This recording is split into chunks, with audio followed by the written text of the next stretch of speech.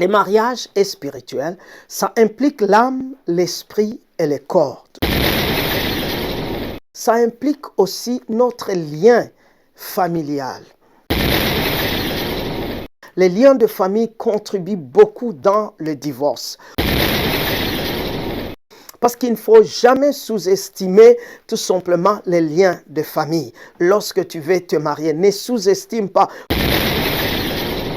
La plupart que j'ai célébrées dans ce mariage-là, les mêmes erreurs que je vis dans les familles de ces gens-là que j'avais tout simplement célébré les mariages, ça revient encore dans les couples-là. Tante maternelle qui est divorcée, oncle paternel est divorcé. C'est déjà, ça vous donne un signe de problème que vous avez dans votre famille. Les esprits familiers, ce sont des esprits qui se rassurent que le problème de votre famille va aller de génération en génération. Si on ne combat pas, parce que le mariage est un combat, c'est la raison pour laquelle le Seigneur Jésus nous dit, je vous donne tout pouvoir qui m'a été donné, je vous le donne. Sinon, Jésus n'allait pas nous donner le pouvoir. Quels sont les problèmes que traverse ta famille? Essaie un peu d'écrire sur un bout de papier. Voilà les problèmes que j'ai remarqués dans ma famille. Aujourd'hui, nous puissions comprendre que Jésus, il a dit sur la croix, tout est accompli. J'ai gagné. Oui, shalom peuple de Dieu. Bienvenue encore à notre émission Eden. Votre chère émission, votre émission que vous aimez tant et que nous aimons tant aussi tout simplement. Nous sommes dans notre thème sur le divorce. Nous continuons à aller petit à petit sur ce thème-là, sur le divorce. La fois passée, nous avions essayé de parler sur le choix qu'il faut choisir entre le peuple de Dieu dans la maison de Dieu, être chrétien. Aujourd'hui, nous allons aborder un autre thème qui est encore important dans cette série de divorces, qui est très important. Mais avant de continuer, je voudrais que vous puissiez vous abonner massivement à notre chaîne Eden. Ça serait quand même quelque chose de bon. Je voudrais aussi que vous puissiez liker aussi tout simplement cette chaîne Eden, émission Eden, qui est votre chère émission. Je voudrais que vous puissiez partager massivement aussi, parce qu'en partageant, vous pouvez sauver un couple. En partageant, vous pouvez sauver le choix d'un jeune célibataire qui voudrait entrer dans le lien du mariage. Donc, activer la cloche aussi, c'est vraiment une bonne chose pour chacun de nous. Aujourd'hui, où nous parlons encore sur le divorce, je voudrais aborder un autre thème qui est parmi les causes du divorce, tout simplement. Parce qu'il y a plusieurs causes qui peuvent nous amener dans le divorce. La fois passée, j'ai apporté une des causes et aujourd'hui, je vais vous apporter encore une autre. Mais quand nous lisons dans les livres d'Exode, chapitre 20 et le verset 5, la Bible nous dit: tu ne te prosterneras point devant elle, et tu ne les serviras point. Car moi, l'Éternel, ton Dieu, je suis un Dieu jaloux, qui punit l'iniquité des pères sur les enfants, jusqu'à la 3e et à la 4e génération de ceux qui me haïssent. Tout simplement. Les mariages n'est pas seulement quelque chose de physique seulement. Le mariage est spirituel, ça implique l'âme, l'esprit et le corps, tout simplement. Et le mariage, tout simplement, ça implique aussi notre lien familial, notre génération, notre background est très, très, très important. Vous allez vous rappeler toujours nos parents, nos grands-parents. La plupart des fois, quand un fils lui disait que tout simplement, papa, j'ai trouvé une sœur, une fille que je voudrais me marier. La première question que le parent posait, c'était: elle vient de quelle famille? Elle vient de quelle famille? Si même une fille trouve un garçon qui veut l'épouser, elle va aller informer à sa famille pour lui dire: j'ai trouvé quelqu'un qui me demande la main. Tout simplement, sa famille va lui poser la question: il est de quelle famille? C'est très, très, très important. C'est très important parce que la plupart des divorces arrivent tout simplement parce qu'on n'a pas tenu compte de notre origine, de nos liens de famille. Les liens de famille contribuent beaucoup dans le divorce. Oui, c'est vrai, nous sommes sauvés. Oui, c'est vrai, nous sommes devenus de nouvelles créatures. Mais si nous ne tenons pas compte de ces liens-là, parfois, il nous arrive tout simplement que ces liens refassent encore dans notre vie. Et puis, la famille nous disait, c'est quelle famille? Votre famille va aller tout simplement investiguer sur l'autre famille. Quel type de famille notre enfant veut entrer là-bas? Quels sont les dégâts que cette famille-là commet? Quels sont les problèmes qui sont dans cette famille-là?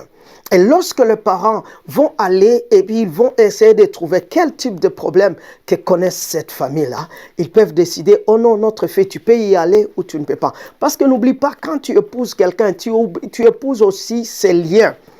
Tu épouses aussi les liens de sa famille aussi à un certain moment. C'est très important. Ça nous aide à comprendre à quel type de démon nous allons faire face lorsque j'épouse cette personne-là. À quel type de problème que je veux faire face lorsque j'épouse cette sœur-là. Bien que nous avons le Seigneur Jésus-Christ. Parce qu'il ne faut jamais sous-estimer tout simplement les liens de famille. Lorsque tu veux te marier, ne sous-estime pas. Parce que la plupart des fois, les gens disent, moi j'ai reçu le Seigneur Jésus-Christ, je suis là. Et après un certain moment, ils divorcent. À cause de ces mêmes liens, tout simplement. C'est parce qu'ils ont sous-estimé. Les diables, il ne faut jamais les sous-estimer. Le diable est puissant, mais Jésus est le tout-puissant. Et c'est ce qu'il faut essayer. Parce que il y a des liens qui arrivent tout simplement à survivre. Parce que nous ne sommes pas tout simplement parfaits. Nous sommes des gens qui sont venus tout simplement avec certains problèmes. Et c'est la raison, ici, la Bible nous dit que je suis l'Éternel qui est jaloux, qui punit les iniquités des pères jusqu'à la 3e ou la 4e génération. Oui, moi, je reçois Christ comme Seigneur et Sauveur. Est-ce que je dois dépendre des iniquités de mes parents? Non. Tout simplement. Mais laisse-moi te dire aussi, ce qui est important aussi, moi je viens d'un père qui n'est pas sauvé. Est-ce que mon visage ne ressemble pas à mon père? Mon visage ressemble à mon père. Et quand j'ai reçu Christ, est-ce que mon visage a changé? Mon visage n'a pas changé. Je continue toujours à ressembler à mon père. Bien que lui, il est païen, moi, je suis chrétien. Mais quand les gens me voient, ils disent que ça, c'est le fils de tel, à cause du visage qui est là. Et maintenant, ce qui change parfois, c'est l'esprit qui est en nous et qui change tout simplement. Parce que j'ai découvert tout simplement dans des mariages, tout simplement, la plupart que j'ai célébrés dans ce mariage-là, les mêmes erreurs que je vis dans les familles de ces gens-là que j'avais tout simplement célébré les mariages, ça revient encore dans les couples-là. Ça revient encore dans les couples-là. Et c'est la raison pour laquelle il faut tenir compte de ça. Et il faut le briser, tout simplement. Vous savez, quand nous venons à Christ, notre esprit est sauvé. Notre esprit est devenu une nouvelle créature. Mais notre âme viendra plus tard, tout simplement. Parce que il y a entre l'esprit, l'âme et le corps, il y a un combat qui est là. Des choses vont commencer à changer par la prière, par des jeûnes, par des prières. Donc mon âme va continuer à être tout simplement transformée de plus en plus. Et vous allez trouver ce que je voudrais tout simplement aujourd'hui. Tout simplement, lorsque j'aime une personne, lorsque nous entrons dans une relation de fiançailles, c'est le moment qu'il faut essayer de voir quels sont les problèmes que connaissent la famille de ma fiancée, quels sont les problèmes que connaissent la famille de mon fiancé. Et quand je vois ce problème-là, nous allons commencer à prier pour ça. Nous devons commencer à prier pour ça. Nous ne devons pas les négliger. Nous ne devons pas dire non. Et regardez tout simplement, tu peux regarder dans ta famille combien de gens sont divorcés. Regardez, si tu trouves dans ta famille, ta tante est divorcée, une autre tante est divorcée, un autre oncle est divorcé, ton cousin tel est divorcé, ta cousine telle est divorcée, il y a telle tante maternelle qui est divorcée, oncle paternel est divorcé. C'est déjà, ça vous donne un signe de problème que vous avez dans votre famille. Et c'est un signe qu'il ne faut pas négliger. Le diable va utiliser ces signes, ce problème-là, pour venir. Parce que vous savez, dans la vie, dans la spiritualité, il y a ce qu'on appelle les esprits familiers. Les esprits familiers, ce sont des esprits qui se rassurent que le problème de votre famille va aller de génération en génération. Ils se rassurent que s'il y a des divorces dans votre famille, il faut que dans votre génération qu'il y ait encore des divorces. Ils vont se rassurer. Et maintenant, si vous ne tenez pas compte de ça, si vous ne priez pas beaucoup, cela doit arriver là-dedans. Donc, il faut vraiment prier. Il ne faut pas négliger cela. Vous allez trouver parfois d'autres problèmes. Ils ont des problèmes de stérilité, tout simplement. Tu as trouvé que la tante est stérile, l'oncle est stérile. Il y a la plupart des membres de votre famille, il y a la stérilité là-dedans. Et toi, ça fait 2 ans, 3 ans, 4 ans dans votre couple. Tu n'as pas d'enfant, tout simplement. Il ne faut pas négliger. Ce sont des choses qu'il faut prier bien avant, tout simplement. Tout simplement. Il ne faut pas attendre jusqu'à ce que vous vous mariez, mais lorsque vous arrivez directement à être fiancé, regardez tout simplement. Laisse que vous puissiez être ouvert entre vous. Que vous puissiez être ouvert entre vous. Regardez, dans ma famille, il y a un tel problème. Et dans ta famille, il y a un tel problème. Et maintenant, il est temps, au moment où nous avons décidé de vivre ensemble le reste de notre vie, voilà tout simplement, parce que vous, quand vous allez vous marier, tout simplement, les problèmes de ta famille, les problèmes de la famille de ta fiancée, les problèmes de ta famille, les problèmes de la famille de ton fiancé, vous allez les mettre ensemble. Il y aura maintenant la fusion de 2 problèmes. Ce n'est pas la fusion seulement des 2 familles, c'est la fusion des bagages de 2 familles, la fusion des esprits de 2 familles qui viendront en vous. Et il faut dealer avec ça. Il faut essayer de le faire parce que la plupart des divorces viennent dans ça. Tout simplement, vous allez essayer de voir, lorsqu'il y a des divorces dans votre famille, il y aura toujours tentative de divorce dans votre couple. Il y aura toujours tentative de divorce dans votre couple. D'où il faut faire attention. Il faut se dire, je connais les démons de ma famille. Je connais les problèmes de ma famille. Tout ce que moi je fais, à cause de la parole de Dieu, je vais annuler tout. Ces défauts-là. Je vais annuler toutes ces malédictions, les malédictions des générations. Moi, j'ai reçu le Seigneur Jésus-Christ. Je dois continuer à prier. Je dois continuer à rejeter cela. Si on ne combat pas, parce que le mariage est un combat, laisse-moi te dire, le diable connaît l'histoire de ta famille. Le diable connaît l'histoire de la famille de ton mari. Le diable connaît l'histoire de la famille de ta femme. Et le diable va utiliser ces 2 backgrounds pour venir semer des désordres dans votre couple. N'oublie pas que lorsque Adam était seul, Lucifer ne l'a jamais visité.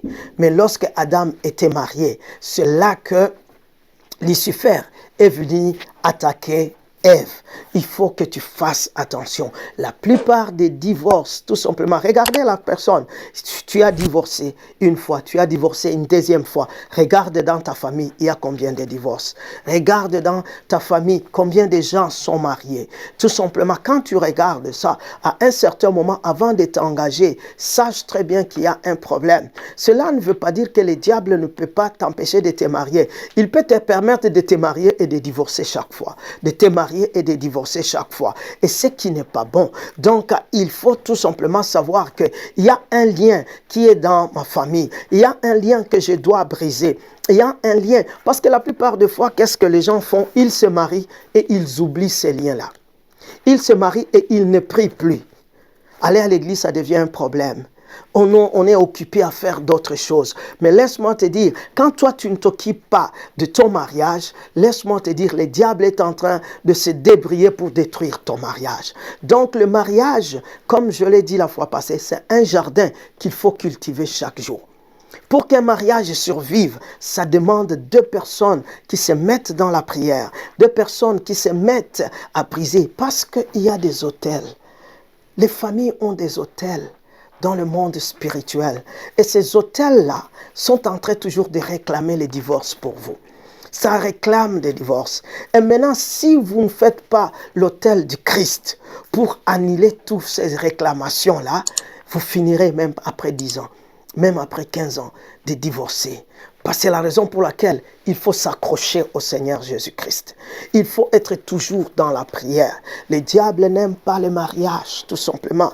Quand tu te décides de te marier, sache très bien que tu décides de faire face à un combat. Tu décides de faire face à un combat. Regardez le background de votre famille. Tu es une sœur. Regardez dans ta famille, quel est le problème? La stérilité, les divorces, les mariages en retard, tout simplement. Regarde ça très bien. Il ne faut pas négliger cette partie-là, tout simplement. C'est très important. Toi, un homme, tu veux te marier. Regarde-toi. Est-ce que c'est l'ivrognerie, tout simplement? C'est l'alcoolisme qui est toi. C'est la violence qui est toi. Parce que tu risques de divorcer chaque fois à cause de la violence, tout simplement dans votre couple. Tu es toujours violent. Ça fait 3 fois, 4 fois tu es divorcé à cause de la violence. Regarde, peut-être ton père était violent. Regarde, peut-être ton grand-père était violent. Et toi, même si tu es venu dans le Seigneur, ce qui est important, c'est de continuer à s'accrocher.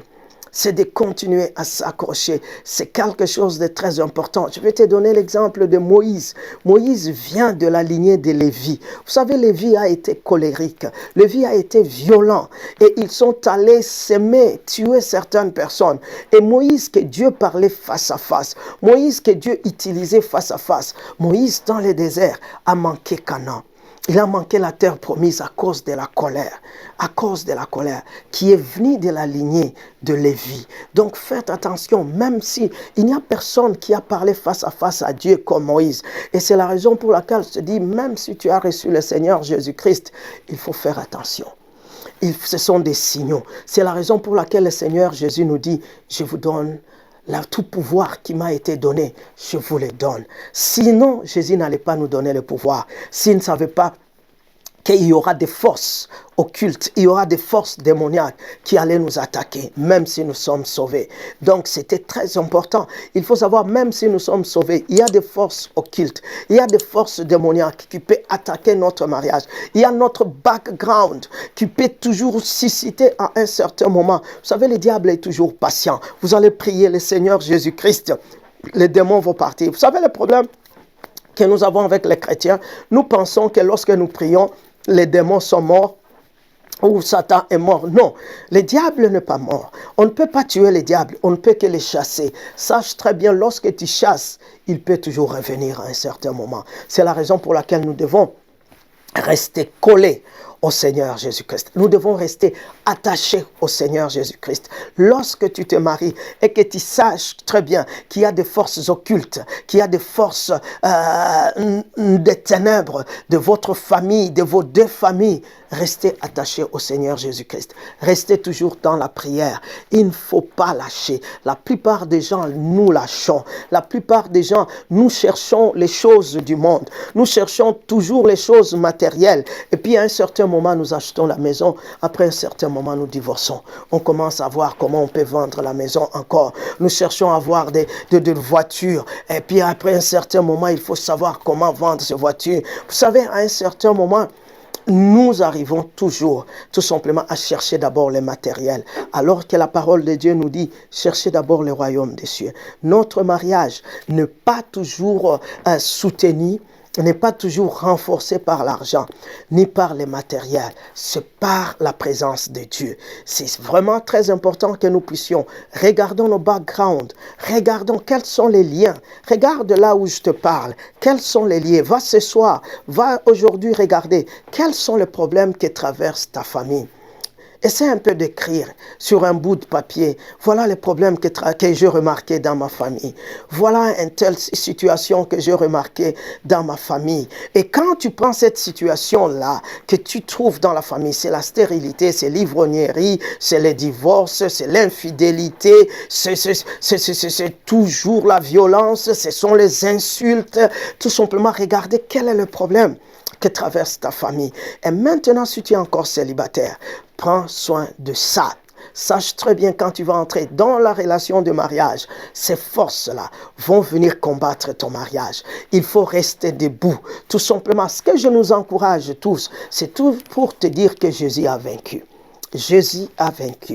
Il y a de l'espoir pour nous, tout simplement. Si nous nous attachons au Seigneur Jésus-Christ, si nous continuons à prier, si nous mettons Jésus-Christ comme notre fondation, si nous mettons la parole de Dieu comme notre fondation, il y a la victoire.